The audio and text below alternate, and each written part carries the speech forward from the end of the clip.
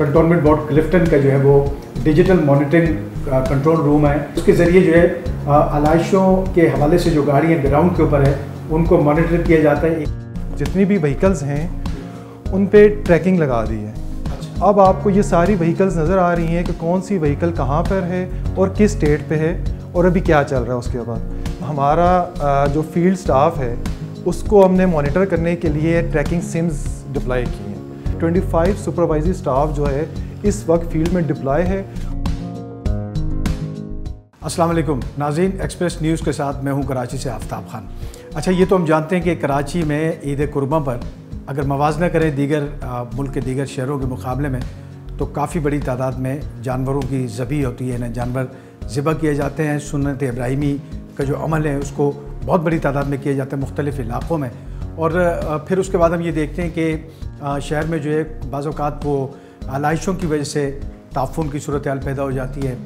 कई जगहों पे हम ये देखा कि जब मानसून की बारिशें भी साथ हो जाती है तो फिर उसके बाद वबाई अमराज फूटने का ख़दशा जो है वो भी बहरहाल रहता है। इस वक्त हम जिस जगह पर मौजूद है ये कंटोनमेंट बोर्ड क्लिफ्टन का जो है वो डिजिटल मॉनिटरिंग कंट्रोल रूम है और इसको पहली मरतबा इन्होंने आज जो है वो इस ईद के ऊपर जो है वो इसको फ़ाल किया है, ऑपरेशनल किया है। और इसके ज़रिए जो है आलाइशों के हवाले से जो गाड़ियाँ ग्राउंड के ऊपर है उनको मॉनिटर किया जाता है एक एक लम्हा।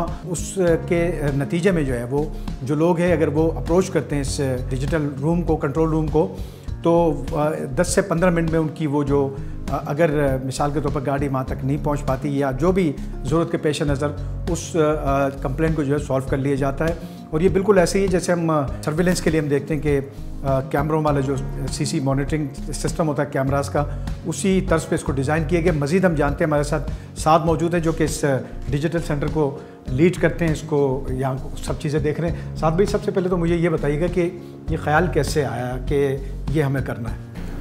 अस्सलाम वालेकुम। पहले तो मैं सबको और आप सबको ईद मुबारक कहता हूँ।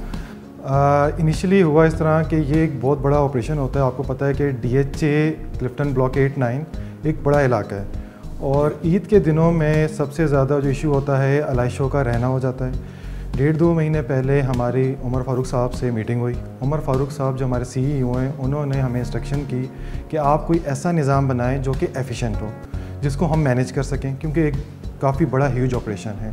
3000 टन्स ऑफ गार्बेज उठाना, वेस्ट डिस्पोजल उठाना कोई आसान काम नहीं है। इसके लिए हमने अपने एग्जिस्टिंग रिसोर्स है उसी को ही एम्प्लॉय करना था।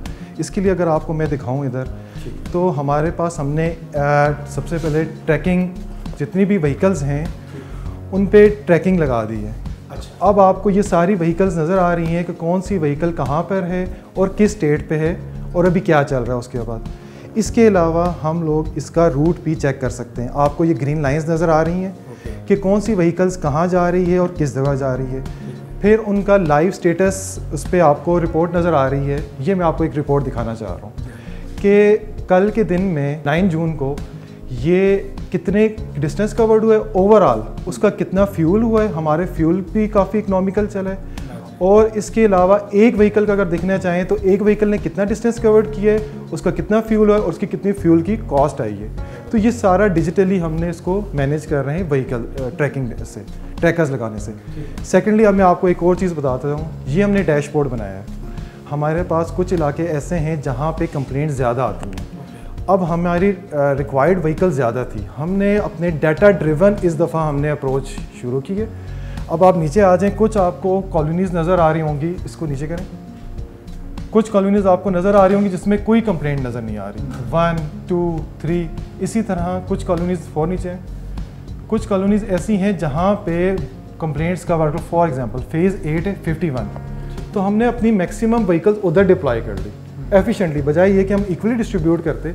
इससे हमारा रिस्पॉन्स टाइम 10 से 15 मिनट्स कंप्लेंट रेजोल्यूशन की तरफ आ गया। अब अगर आप ओवरऑल समरी की तरफ जाएं, यहाँ पे हमारे पास 230, क्योंकि ऑन गोइंग प्रोसेस है, लाइव है, जिसमें से 230 रिजॉल्व हो चुकी हैं और वर्क इन प्रोग्रेस हमारे पास सिर्फ 3 रहती हैं। ठीक है। और इसके अलावा हमारा जो 90% था ना, 90% हम ईद फर्स्ट डे पे कंप्लीट कर चुके थे। ठीक है। ये हमारा एक व्हाट्सएप ग्रुप बना हुआ है। इसमें हमारे पास जितने भी मॉनिटर्स हैं, फील्ड सुपरवाइज़र्स हैं, हमारा जो कंट्रोल रूम का स्टाफ है, वो लम्हा वलम्हा जो वो है अपडेट से उसको, वो सारी इधर शेयर हो रही है। अच्छा, मुझे सिर्फ ये बताएं साहब भाई कि पिछले साल के मुकाबले में या पिछले बरसों के मुकाबले में ये जब आप ये मॉड्यूल आपने मुतारफ़ कराया तो फ़र्क कितना आया आपको मवाजना करें? अगर आप मवाजना करें तो इधर जो कंप्लेंट्स का जो रेशो था ना वो 1500 थी। अच्छा, वो ईद के फर्स्ट डे पे आई हुई थी। अब हम थर्ड डे पे खड़े हैं और यहाँ पे 233 कंप्लेंट्स हैं। अच्छा, और जिनका रेजोल्यूशन टाइम 10 से 15 मिनट्स है। इस पे मेन समरी पे जाएं ज़रा। इस पे मैं आपको थोड़ा सा फीडबैक भी बताना चाह रहा हूँ। ये देखें, ये लोगों के रिमार्क्स हैं और ये लाइव रिमार्क्स हैं। Very quick response, thank you, ज़बरदस्त।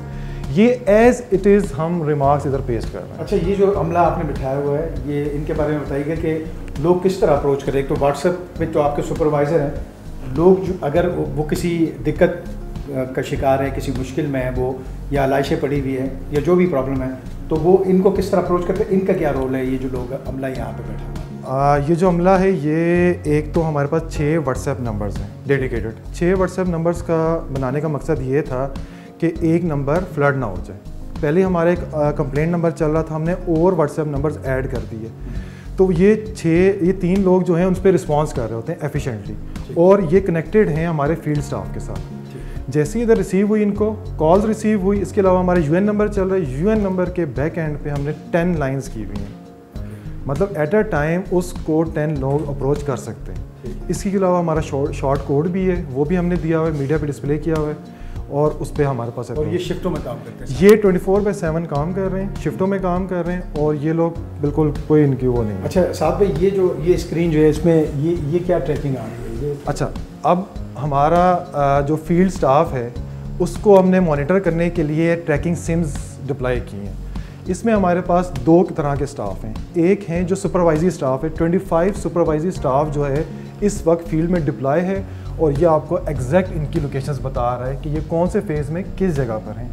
इनके ऊपर हमारे पास सर्विस डिलीवरी सुपरवाइज़र्स हैं, 20 सर्विस डिलीवरी सुपरवाइज़र्स हैं। उनको हमने फॉर एग्जांपल एक एरिया डिवाइड किया हुआ, ये सबा एवेन्यू से ये बाउंड्री ये यहाँ तक। डे एंड पे क्या होता है कि उनका कंपैरिजन होता है कि किसका एरिया ज़्यादा क्लीन है। वो लोग भी एज हमें सपोर्टिंग रोल के लिए कर रहे हैं। इस कंप्लेंट हमारे पास पब्लिक से भी आ रही है, ऑन द अदर हैंड वो भी हमें इंटीमेट कर रहे हैं। पब्लिक से पहले ये प्रो अप्रोच है, इसको सिंपल आप ये बोलें। अच्छा, अब ये बताइएगा कि ये जो डिजिटल कंट्रोल रूम कायम किया है जी सीबीसी ने, तो ये अब ईद तक जो है तो फाल फाल है, लेकिन उसके बाद जो है क्या ये इसको कंटिन्यू किया जाएगा? अच्छा, मैं आपको एक और चीज़ बताता हूँ। ये स्क्रीन मैंने आपको नहीं बताई, ये स्क्रीन है गार्बेज पॉइंट्स की, ठीक है। These are garbage points, red green colour आपको नज़र आ रहा है। रेड मीन्स मतलब ये है कि अभी ये इस पे गार्बेज को हिट नहीं हुआ। ग्रीन का मतलब ये है कि ये हिट हो गई है, मतलब इधर से कूड़ा रिपीट हो गया। तो ये हम कंट्रोल रूम इसको अब नेक्स्ट फेज़ में लेके जाएंगे। हम मोस्ट प्रोबेबली इसमें AI इम्प्लीमेंट करेंगे और नो ह्यूमन के कॉन्सेप्ट पे जाएंगे, और ये जितना भी सारा सिस्टम है आपको ऑटोमेट नज़र आएगा। यहाँ पे आपको कोई स्टाफ नज़र नहीं आएगा, ठीक है। तो ये इसको हम और इम्प्रूव करें। थैंक यू सो मच हमसे बात करने के लिए। आज साहब थे जो हमारे साथ बात कर रहे थे, और जिस तरह उन्होंने मुफस्सिल गुफ्तगू की इस डिजिटल कंट्रोल रूम के हवाले से, तो मेरे ख्याल में कि ये ज़रूरत इस बात की है शहर की आबादी के एतबार से कि इसमें दीगर इदारे जो है इस मॉड्यूल पर अमल पैरा हो, तो ये कलीदी रोल अदा कर सकते हैं शहरियों की मुश्किलात को कम करने के हवाले से। इनका ये कहना था कि ये सिर्फ ईद कुर्बा के लिए नहीं, बल्कि बाकी मानदा जो साल में मामलात रहते हैं कूड़ा करकट के हवाले से या दीगर जो मुश्किलात होती हैं यहाँ के मकीनों को, उसके हल के लिए जो है यहाँ से जो है लोग जो है बर वक्त जो है न सिर्फ यहाँ से रिप्लाई दिया जाएगा, बल्कि उस पर उसका हल तलाश किया जाएगा और उस मसले को ख़त्म करने की कोशिश की जाएगी। तो और साथ साथ इन्होंने ये कहा कि अब आर्टिफिशियल इंटेलिजेंस जो है वो भी इसमें शामिल किया जाएगा ताकि इसको ज़्यादा बेहतर बनाया जा सके।